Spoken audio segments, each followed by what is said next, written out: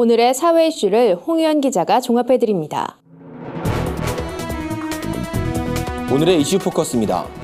문재인 대통령이 다음 주 안으로 정부 부처 차관급 인사를 단행할 것으로 보입니다. 청와대 관계자는 문 대통령이 다음 주 2차례 나눠 차관 인사를 할 가능성이 크다고 밝혔습니다. 이 관계자는 또 이낙연 국무총리 후보자의 국회 인준이 마무리되는데 시간이 걸려 차관 인사를 단행하는 것이라며 새로운 차관들은 문재인 대통령의 각종 개혁 관련 정책을 수행할 것으로 보인다고 말했습니다.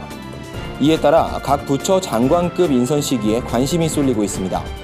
한편 청와대 부대변인에는 고민정 전 KBS 아나운서가 내정된 것으로 전해졌습니다. 전 세계를 강타한 워너크라이 랜섬웨어 공격이 자신들의 소행이라고 주장하는 해커그룹 섀도우 브로커스가 오는 6월 북한의 핵미사일 프로그램 관련 정보를 공개하겠다고 밝혔습니다. 이들은 블로그에 올린 성명에서 우리는 더 많은 공격 도구를 확보하고 있다며 이를 통해 러시아와 중국, 이란, 북한 등의 핵미사일 프로그램 정보를 해킹했다고 밝혔습니다. 섀도우 브로커스는 미국 국가안전보장국이 개발한 해킹 수단을 훔친 뒤 지난 1월 인터넷에 공개한 바 있습니다. 이번 랜섬웨어 공격이 이 해킹 수단을 활용한 것으로 알려진 가운데 일각에서는 북한 해커 조직으로 추정되는 레저러스의 행태와 비슷하다며 북한 연계설도 제기되고 있습니다. 청장년층의 건강을 위협하는 A형 간염 환자가 늘고 있습니다.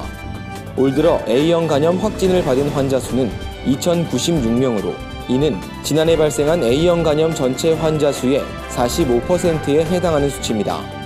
A형 간염은 주로 오염된 물이나 음식물을 섭취할 때 입을 통해 감염되기 때문에 가족 등 함께 생활하는 사람도 쉽게 걸리게 됩니다.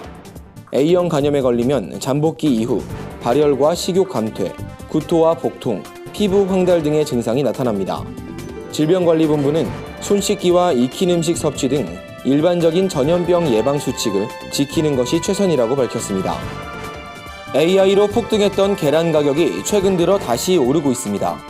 한국농수산식품유통공사에 따르면 17일 기준 계란 한 판 가격은 8,027원으로 집계됐습니다.